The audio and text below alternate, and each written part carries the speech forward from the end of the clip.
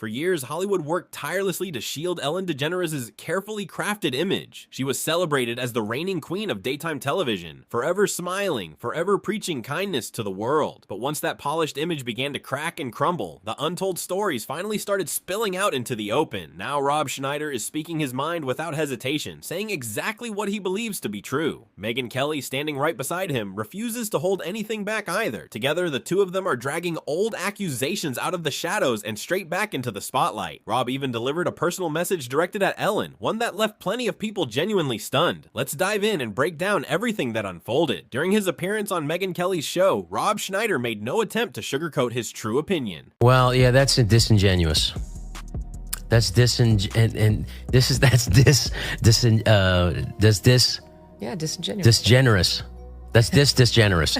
Megyn didn't dance around it either, arguing bluntly that Ellen's carefully polished public image shattered completely once people finally started coming forward with their own experiences. One moment they kept circling back to was Ellen's now infamous interview with Dakota Johnson. During that exchange, Ellen jokingly claimed Dakota hadn't bothered inviting her to a birthday celebration, but Dakota wasn't about to let that slide, quickly correcting her and insisting she absolutely had extended the invitation. That painfully awkward back and forth exploded across the internet, and almost overnight, people started viewing Ellen through an entirely different lens. What was originally meant to be a lighthearted, funny bit ended up becoming one of the biggest, most talked about viral clips of her entire career. So her show got canceled after she had this testy exchange with Dakota Johnson, where something happened where Dakota said, oh, I had this birthday party, and Ellen said, well, why didn't you invite me? You didn't invite me. And she said, like, no, I did invite you, Ellen. That's not what happened. And Ellen had blown her off. And then tried to play the victim on the set with her. Anyway, it led to article after article of people being like, Ellen's a bitch. Ellen is a nasty person. And all these staffers started to come out, not for nothing, but I know a guy. After that revelation, even more damaging stories began surfacing across headlines everywhere. Former staff members and individuals who claimed to have worked closely around Ellen started coming forward with their own unsettling accounts. According to Megyn Kelly, she personally knew someone whose sister had worked on Ellen's show, and that sister allegedly said employees were forbidden from even making eye contact with Ellen while passing through the hallways. Then social media threw gasoline directly onto the fire. Everything ignited after one user posted asking people to share the wildest stories they'd ever heard about Ellen behaving rudely. Thousands upon thousands of replies flooded in, sparking one of the biggest viral conversations ever surrounding a celebrity's reputation. One person claimed they'd worked at a restaurant that regularly served both Ellen and Portia during brunch. According to that post, Ellen allegedly reached out and complained directly to the restaurant's owner because an employee happened to have chipped nail polish on her hand. The former worker explained that she'd been employed at Real Food Daily, recalling how she'd served Ellen at brunch, only for Ellen to write a formal letter of complaint to the owner about her chipped nail polish, not because it touched any food, but simply because it was visible on her hand. The woman noted she'd worked until closing the night before and returned early the next morning, and the complaint nearly cost her the job entirely. Whether or not every single story held up to scrutiny, the sheer volume of similar claims forced people to sit up and take notice. More articles surfaced, more former employees stepped forward publicly, and Ellen's meticulously constructed image kept crumbling piece by piece. Eventually, the controversy grew so overwhelming that her long-running daytime talk show was forced to an end, but even that wasn't where the story concluded. Last year, Ellen attempted a highly anticipated comeback through a Netflix comedy special. Instead of winning her audience back, however, the special ended up igniting yet another wave of harsh criticism. DeGeneres rewriting history,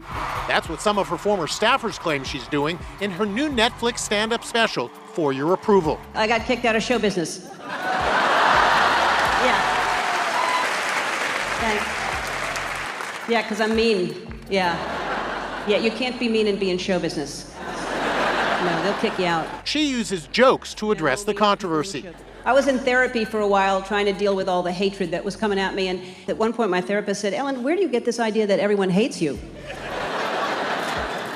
And I said, well, New York Times, Washington Post, Entertainment Weekly, Us Weekly. I think Elmo may have said something recently on an episode of Sesame Street. But this producer who worked with her takes issue with how she's addressing allegations that there was a toxic work environment at her legendary talk show. The essence of the special really was totally a lie. We were in Santa Barbara. We drove by this place and someone's like, that's where Ellen lives. And to Mary Beth, I just said, I think Ellen, every morning she wakes up, Portia's sitting there having a matcha. She definitely gives me matcha energy. And Ellen looks out over all of Santa Barbara and goes, I can't even do it. They tried to cancel me. Frankly, not a single person, not even Ellen's own former employees, actually believed the sincerity behind her apologies. And the fact that she turned around and mocked those very same employees again during her Netflix special was simply unbelievable to watch. During her original apology, Ellen appeared to be genuinely crying, insisting that she deeply regretted her past actions and the pain they'd caused. But now, only a few short years later, she's casually joking about the entire situation, brushing it off as though it was never really a big deal to begin with. I'm just so sorry. You're not sorry, so stop acting. I got kids, I'm married, I know exactly what a real apology looks like. I know when I have to give one. It means you're remorseful down in your soul and your spirit. You deeply regret what you've done. You lack all of those qualities. You lack them all. And you are not remorseful. You are not even sorry about what's happening. You're just sorry you got caught. You're just sorry. Megyn Kelly argued that Ellen positioned herself as the victim throughout the special, pointing directly to reports from people who'd already seen early previews before its release. According to Megyn, Ellen implied she'd essentially been forced out of Hollywood entirely, a claim Megyn strongly and openly disagreed with. She questioned how anyone sitting on an estimated fortune worth hundreds of millions of dollars could possibly claim to have been run out of the very industry that made her rich. Megyn also took aim at what she viewed as Ellen's remarks about the so-called double standards facing successful women, arguing that Ellen's immense wealth and lavish lifestyle made those particular complaints nearly impossible for everyday viewers to relate to or sympathize with. And she actually has the nerve to say that she was run out of Hollywood. This person with $100 million in her pocket. $450 million according to Forbes. That's a low estimate. Yeah. Because so now she's out there saying, I was run out of Hollywood. She's actually reportedly complaining about how hard it is for women in America with the double standards. Look at Oprah, how hard it is for her. Oh, she's got, like 10 houses, Ellen DeGeneres? Michelle Obama, look how hard it is for women in America. They're hurting. They're going to let her back in, Rob, because she's a lesbian, she's a leftist, and she didn't hit one of their sacred cows. Reports place Ellen's overall fortune at somewhere around $500 million, and she's become widely recognized for buying, renovating, and flipping luxury homes worth millions of dollars along the way. But according to Megyn, the real issue was never actually about Ellen's success or wealth. It was that she genuinely believed Ellen had never truly accepted full responsibility for what happened. When the workplace controversy first erupted, Ellen claimed she simply hadn't been aware of everything unfolding behind the scenes on her own show. Critics, however, found that explanation far from convincing, especially since similar complaints had surfaced repeatedly over many years, coming from multiple employees and even guests alike. The medical examiner ruled that the cause of death was a self-inflicted wound to the head with no signs of foul play.